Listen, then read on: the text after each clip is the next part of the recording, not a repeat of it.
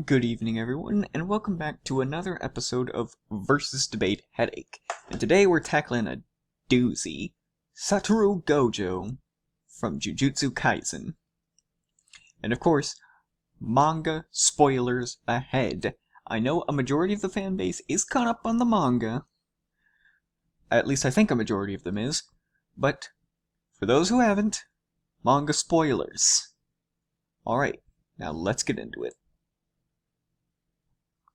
So, before we really get into the meat and potatoes of everything, something to make clear is that Gojo's techniques are very complex, and are certainly very powerful in the world of Jujutsu Kaisen, and I'm not above admitting that I might potentially be misunderstanding. In this video, I was researching his techniques on the wiki, and also from my own knowledge, because I have seen Season 1, I've seen clips from Season 2, because Season 2 is not on Hulu yet, but I researched this, so I don't think I've misunderstood anything, but I'm not above saying that I might have. Anyway, let's continue. So because his techniques are very complicated and are definitely very powerful, in his verse, people tend to over-exaggerate his abilities or misunderstand how they work. Infinity is a perfect example. People insist that infinity is some kind of actual infinite barrier that is practically impossible to get through, and while there is some truth to that in some verses, infinity is more of a name, not a description. Infinity is not actually infinite. As Gojo himself explains when he reveals his technique, anything that tries to bypass infinity and hit Gojo slows down and never reaches the target because it just gets slowed to a halt. There have been techniques in Jujutsu Kaisen that are capable of bypassing infinity, and characters outside of the verse can easily get through with things like teleportation hacks, time manipulation, space manipulation, or pretty much any ability that can't be stopped by simply slowing it to a halt. Now, for example, clearly, light does not get slowed by infinity, or else Gojo would not be able to see. So, theoretically, any attack that is purely light can easily get through infinity. So, for example, if he were fighting Kizaru could just hit him with laser beams from, his light fruit and easily get through, or the solar flare from Dragon Ball. Since it's light, it could just get through infinity theoretically, because I assume light does not get slowed down by infinity, only physical attacks or spiritual attacks get slowed by infinity. Next thing to talk about is Hollow Purple.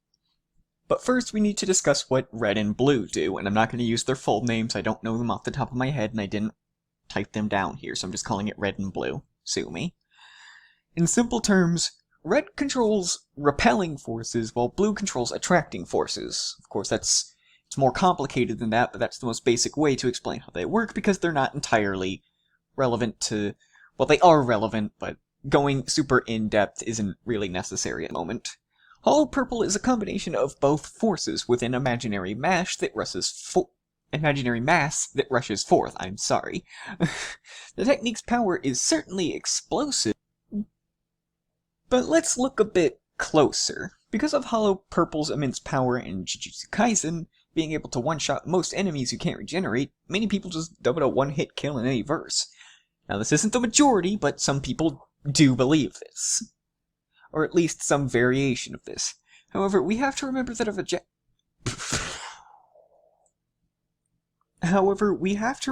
vast majority of people in Jujutsu Kaisen don't particularly have incredible durability. Keyword most. Majority. Characters have been damaged and killed by attacks which, in the end, are pretty unimpressive compared to other verses. Now, of course, there are verses that they scale to where that would be impressive, but there are also a lot more verses where they aren't particularly impressive. Simply put, Hollow Purple can't destroy anything it touches, it's just that durability scaling in Jujutsu Kaisen is fairly low, excluding the top tiers like Sukuna and obviously Yuji, who's very durable. And of course, regeneration hacks just kinda make it meaningless unless it just hits their entire body and destroys them all at once, but with really high durability, that's not really a thing that they would have to worry about. Let's talk about his domain expansion, Endless Void, also called Unlimited Void. But I think I just referred to it as Endless Void. This floods the mind of anyone in the domain with endless information, overloading their brains and leaving them in a catatonic state. Why is that so hard to say? Because of this, many people believe that Gojo's domain expansion can just immediately brain fry anyone it leaves them open to attacks.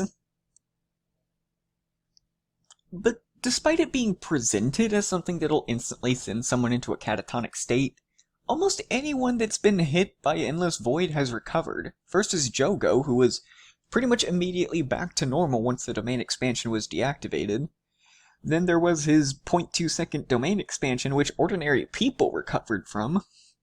Lastly, Sukino was able to survive Endless Void thanks to Megami's soul, but it's likely he would survive it regardless once it was deactivated, just because freaking everyone and their mother can apparently recover from this thing. Characters with strong willpower or minds can endure Endless Void long enough to fight back before it takes effect, especially those who are faster than light. Because I assume, reasonably in this case, that the information would be coming to them at least at light speed, or like that's the fastest it would be coming. So if they're faster than light, then hypothetically they could just land attacks to like kill Gojo before it takes effect. Even then, he doesn't like use Endless Void immediately most of the time. It's more like something that he like falls back on. As such, the only real threat from Endless Void to characters who can survive it is the guaranteed hollow purple hit, which can be brutal for a lot of characters that Gojo is pitted against. But again, there are characters who can just tank it. The main reason that Gojo gives me a headache in versus debates is that people take every single theoretical strength of all his abilities while conveniently forgetting all the weaknesses and just saying, oh, he's limitless. Or just, nah, he'd win. Which I know it's a meme, but it's still annoying. Gojo is very powerful and hard to scale thanks to the complex nature of Limitless, but it isn't actually infinite, or else all his enemies would have been defeated. Gojo is a textbook case of what I call Homelander syndrome, where he's a big fish in his verse, but his verse is more of a small pond compared to other verses. So, that's why Gojo gives me a versus debate headache. Though in his case it's more of a versus debate migraine because people just wank the absolute shit out of him.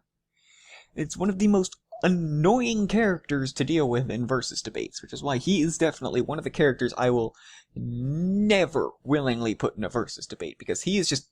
It's not that he himself, his scaling is not that annoying.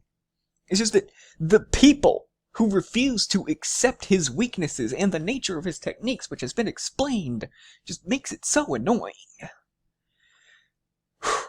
Went on a bit of a rant, but I seem to be doing that a lot lately. I'll see y'all next time. Peace.